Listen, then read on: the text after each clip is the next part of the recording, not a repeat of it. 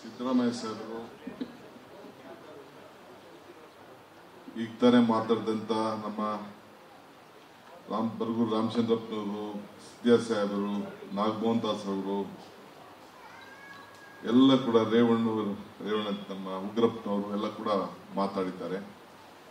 ವೇದಿಕೆಯಲ್ಲಿ ಸ್ವಾಮೀಜಿಗಳಿದ್ದಾರೆ, ಶಾಸಕ ಮಿತ್ರ ಅಂತ ಜಯಚಂದ್ರ ಅವರು, ರೇವಣ್ಣವರು, ಪ್ರಕಾಶ್ ಅವರು, ದಯಾನಂದ ಅವರು, ಬಹಳ ಜನ ಎಲ್ಲ ಇದ್ದಾರೆ. ಅದಕ್ಕೆ ಮುಖ್ಯವಾಗಿ ತಾವು ನಮ್ಮ ಮಾತು ಕೇಳಬೇಕು ಅಂತ ತಾವು ಕೂತಿದಾರಲ್ಲ, ತಮ್ಗೆಲ್ಲ ಒಂದು ನಮಸ್ಕಾರ.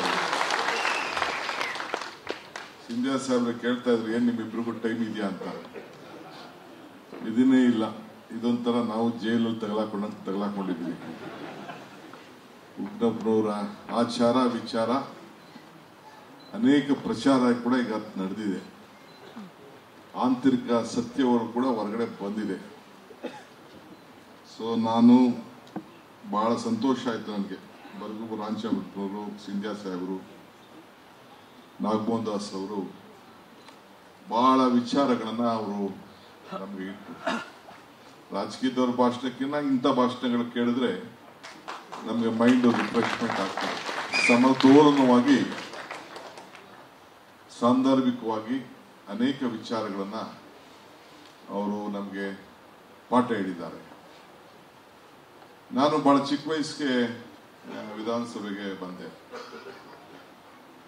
ಉಗ್ರಪ್ಪನವರು ವಿದ್ಯಾರ್ಥಿ ನಾಯಕರಾಗಿದ್ದರು.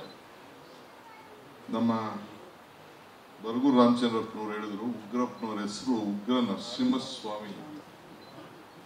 ಉಗ್ರಂ ವೀರಂ ಮಹಾವಿಷ್ಣುಂ ಜ್ವಾಲಂತಂ ಸರ್ವತೋಮುಖಂ ನರಸಿಂಹಂ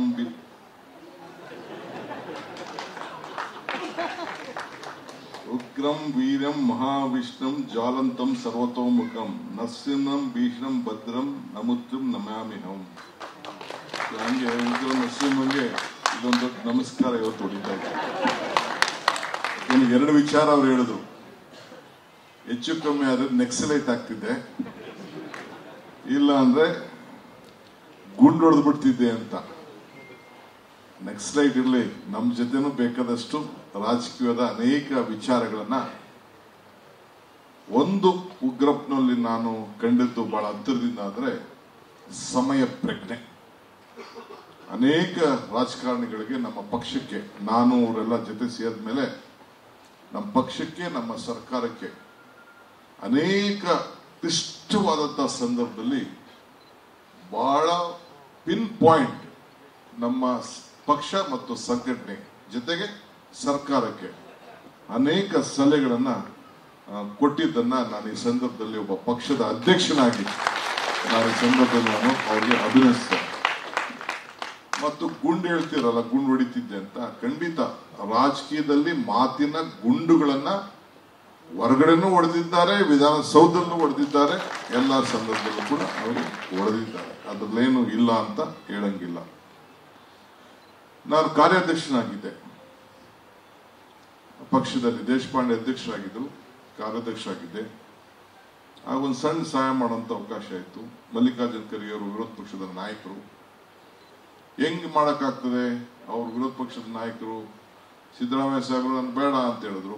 ಪಕ್ಷದ ಅಧ್ಯಕ್ಷರು ದೇಶಪಾಂಡೆ ಅವರು ಮಾಡಬೇಕಾದ ಪರಿಸ್ಥಿತಿ ಬಂತು. ಆ ಖರ್ಗೆ ಅವರು ಇನ್ನ ಇದ್ರು ಅಧ್ಯಕ್ಷರಾಗಿ, ಇದು ವಿರೋಧ ಪಕ್ಷದ ನಾಯಕರಾಗಿ. ಸೊ ನನಗೆ ಈ ಪ್ರಕಾಶ್ ಮತ್ತು ನಮ್ಮ PM ಅಶೋಕ್ ಇಬ್ಬರು ಬೆನ್ನತ್ಬಿಟ್ರು. ಉಗ್ರಪ್ಪನ ಏನ ಮಾಡಿ ಅಪೋಸಿಷನ್ ಲೀಡರ್ ಮಾಡಬೇಕು, ನೀನು ಹೇಳು ಅಂತ. ಆಗ ಪೃಥ್ವಿರಾಜ್ ಚೌಹಾಣ್ ಅಂತ ಒಬ್ಬರಿದ್ರು. ಸಿದ್ದರಾಮಯ್ಯ ಇವ್ರಿಗೆ ಹೇಳಿದೆ ನಾನು, ಖರ್ಗೆ ಸಾಹೇಬ್ರಿಗೆ, ಹೆಂಗೆ ನಾನು SC ಅವನು ಎಷ್ಟು ಹೆಂಗೆ ಇದಾಯ್ತದೆ ಅಂತ, ಒಂದು ಚಾನ್ಸ್ ತಗೊಳ್ಳೋಣ ಸರ್, ತಗೋಬಿಡಿ ನೋಡೋಣ ಅಂತ ಅಂದ್ಬಿಟ್ಟು ನಾವು ಹೇಳೋದು.